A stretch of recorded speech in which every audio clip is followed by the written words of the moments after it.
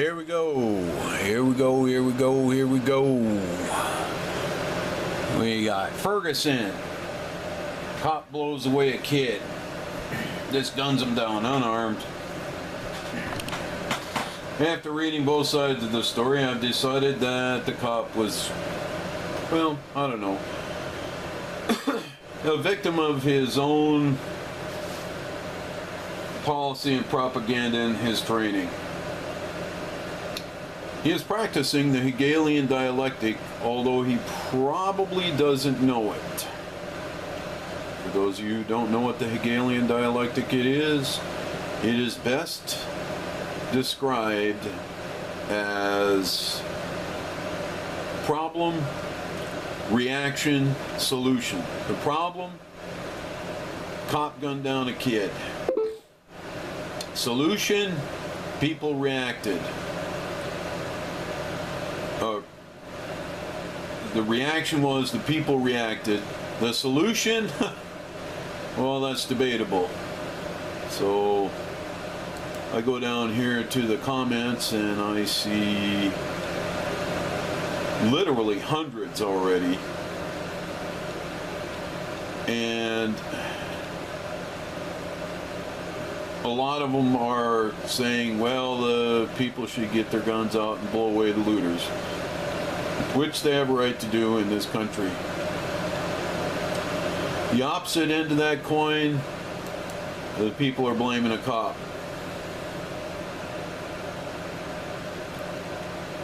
And the cops, because the cops won't police themselves.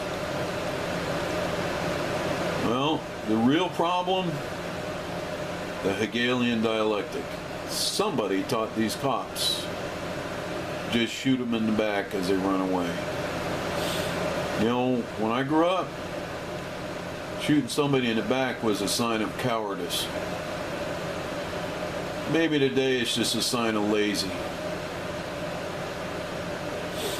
You know, when I grew up, when I was in junior high, I used to hear stories about kids would be out, and they'd be out past curfew, because, yeah, there was a curfew for kids under, I forget what age, 14 or 16 or something. And,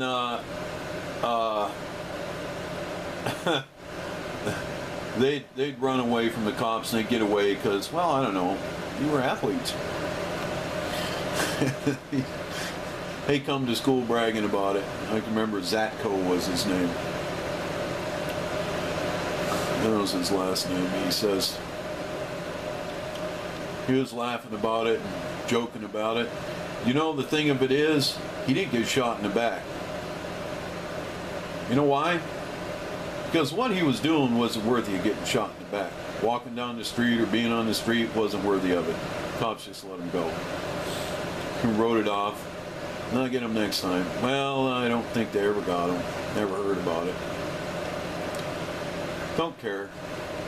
Zatko was a funny guy, but kind of went our separate ways by the time we got to high school.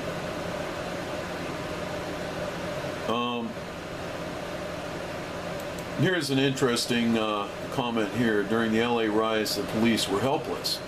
How come? Well, bottom line is, you piss the people off, and enough of them hit the streets. There ain't enough cops in any city in this country to stop this. In the LA riots, police couldn't stop it. They just roped off the areas and tried to keep them corralled in, but the area was actually quite huge.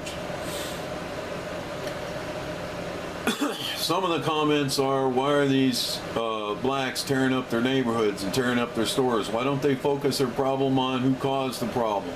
Well, that's a good point. Why don't they?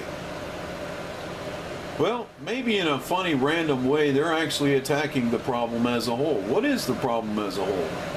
Well, you got all these businesses out there, just, you know, and they're part of the corporate system, and the corporation has become American. Yes, I recognize it for what it is. A charter is a corporate charter. You don't need a charter for, we don't need a corporate charter for a nation. A nation is what it is. It exists. And to be honest with you, I've just woken up to this over the last few months. I'm a little disappointed. I'm very disappointed.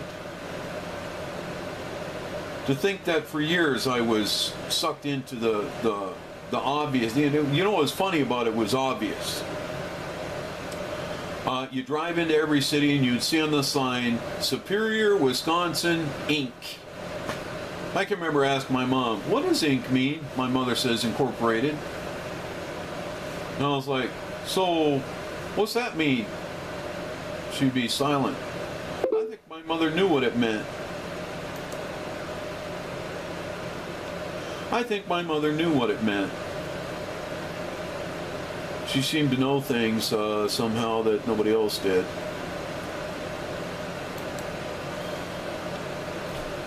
I've got a response to most conservative city in America was just announced. Hint, it's not in Texas. Okay, yeah, I made a comment here. Let's see what this guy says.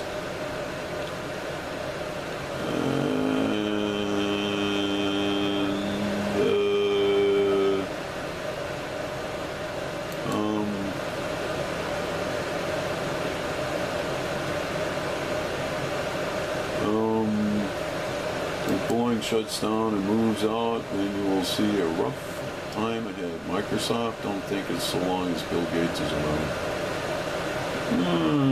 Maybe. Yeah, I'm gonna go maybe. I also made a comment on a representative's website. I've been getting some binks there. Let's see. Vanessa says, also commented on his photo.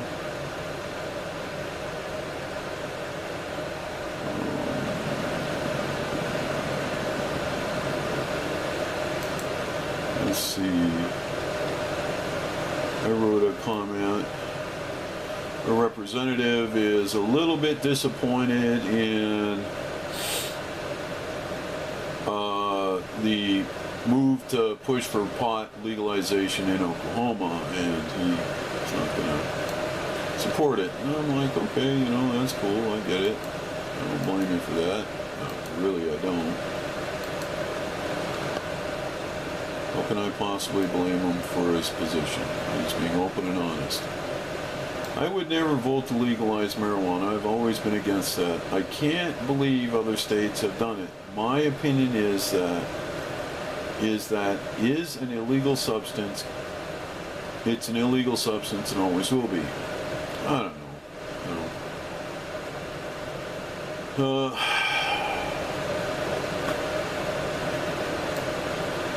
My comment was, I personally do not think that people should do pot.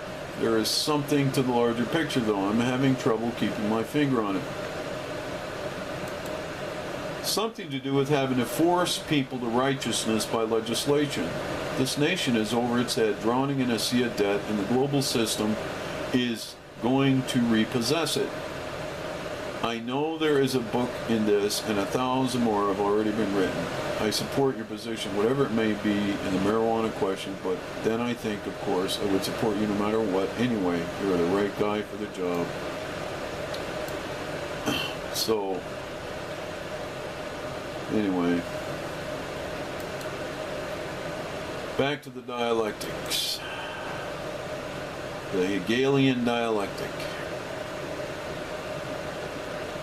Somebody's causing problems, and they've been working on this for decades. I mean, at least 100 years. They've been trying to break this country forever.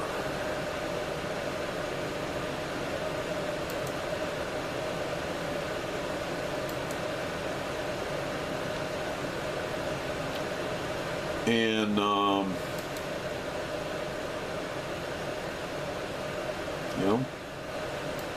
what are you going to do about it? Well, that's why I tell people,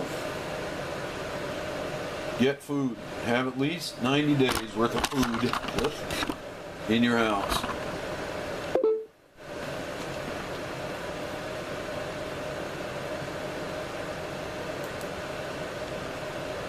And if you ain't got about 1,000 rounds of ammo.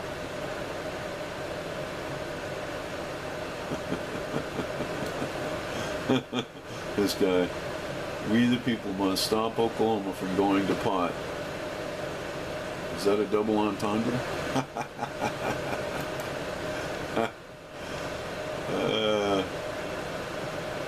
So anyway, that's funny. My stance on marijuana is this.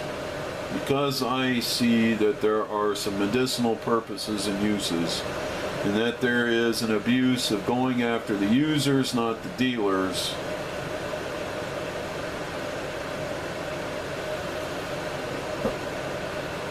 and this war on pot has got an awful lot of non-violent offenders behind bars. We can't afford that anymore.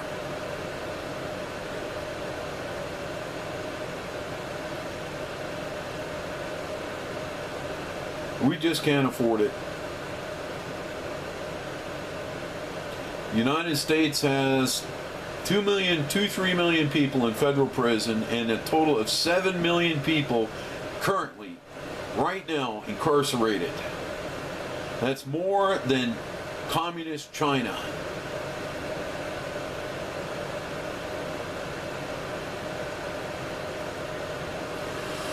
We can't afford it.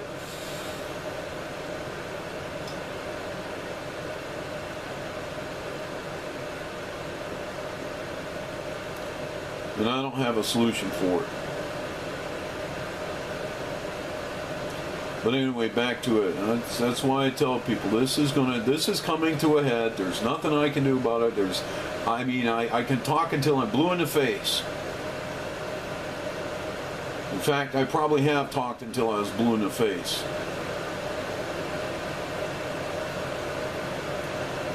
And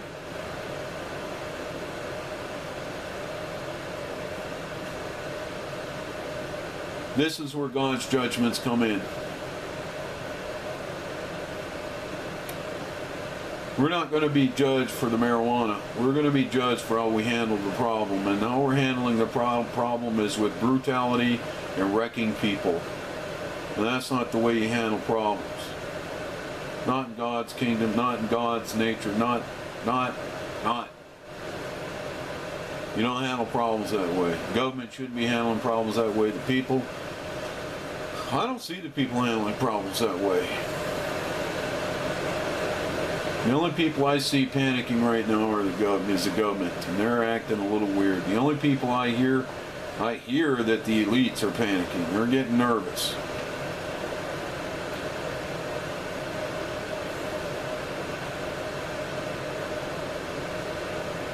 And I can't offer anybody any comfort.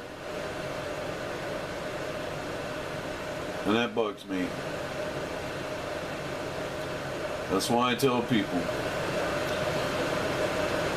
get food and don't be a part of the riot. And I mean, this mess that's coming is going to really, I don't know how many times I could say really to make it emphasize it enough. I suppose I could throw some expletives in there, but I'm trying to cut back. Because it's just not a good example.